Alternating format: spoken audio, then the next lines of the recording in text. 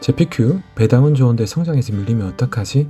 그렇다고 QLD 2배 레버리지를 은퇴 포트로 들고 가자니 너무 무섭고, 그런데 은퇴 투자 시점 딱 몇 개월 차이로 3년 뒤 자산이 7억에서 13억까지 벌어질 수 있다면 우리는 어떻게 투자해야 될까요?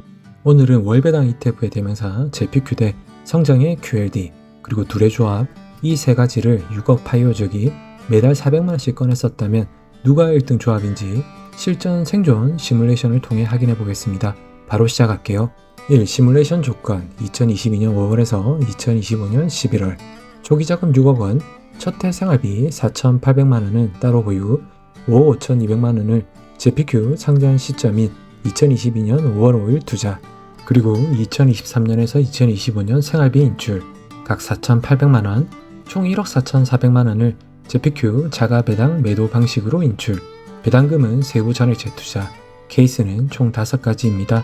1. JPQ 100%, 2. QLD 100%, 3. JPQ 80% 더하기 QLD 20%, 4. JPQ 50% 더하기 QLD 50%, 5. JPQ 20% 더하기 QLD 80%.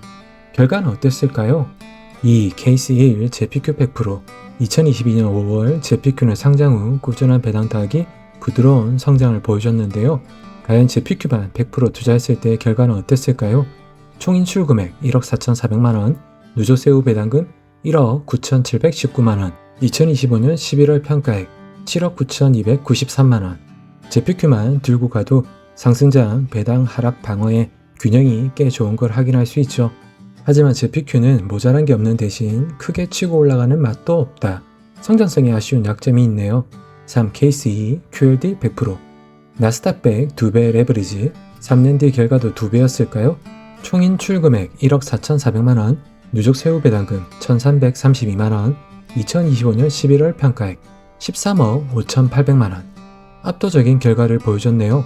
그런데 JPQ 상장일인 2022년 5월이 아닌 금리 인상으로 폭락 시기인 2022년 1월에 투자했다면 결과는 어땠을까요? 총 인출 금액 1억 4,400만원, 누적 세후 배당금 818만원, 2025년 11월 평가액 7억 8,639만원. 단 4개월만 은퇴가 빨랐어도 QLD 6억이 13억이 아니라 7억으로 끝났습니다. 레버리지는 하락장에서 언제 진입했느냐에 따라 결과가 완전히 뒤집힐 수도 있습니다. 은퇴자 입장에서 이건 진짜 무서운 리스크예요. 여러분은 QLD 100% 투자, 현 시점에 선택하시겠어요? 4. 케이스 3. JPQ 80% 더하기 QLD 20%. 배당 포트폴리오 기반의 성장 레버리지 20%. 결과는 어땠을까요? 총 인출 금액 1억 4,400만원, 누적 세후 배당금 1억 5,447만원, 2025년 11월 평가액 9억 4,225만원. 안전 기반 더하기 성장 스파이스 조합. JPQ의 안전성과 QLD 상승력을 동시에 가져가는 조합인데 생각보다 QLD 20%의 영향력이 크진 않았습니다.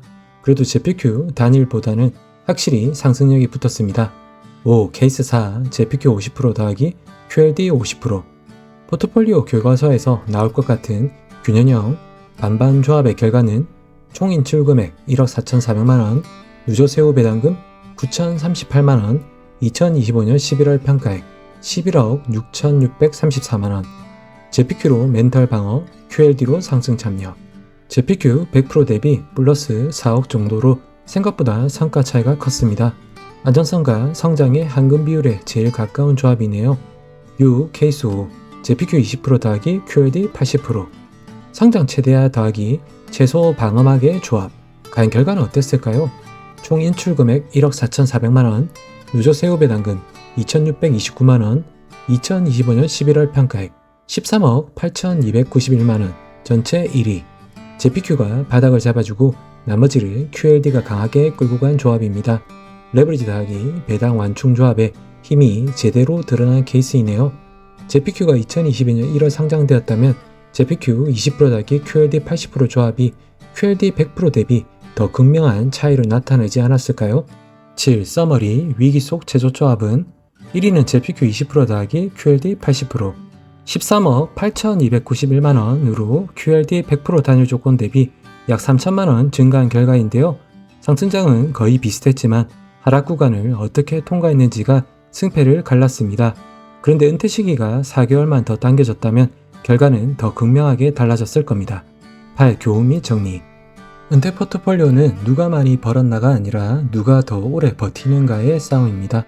QLD는 폭발적 성장을 주지만 하락장 초입에 투자했다면 은퇴 실패로 직행할 수 있고, JPQ는 성장은 아쉽지만 하락을 견디는 힘을 만들어줍니다. 둘의 조합은 하락을 견디면서 상승을 잡는 생존 구조가 되는 셈이죠. 여러분께 드리는 질문. 여러분이라면 2025년 12월 지금 은퇴를 앞두고 있다면 어떤 선택을 하시겠어요?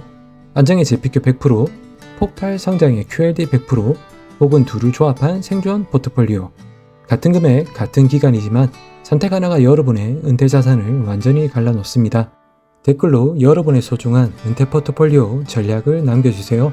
여러분의 한 줄이 같은 길을 걷는 파이어족에게 큰 힘이 됩니다. 구독과 좋아요, 알림 설정은 제이씨에게 가장 든든한 배당입니다. 다음 영상에서 또 찾아뵐게요. 감사합니다.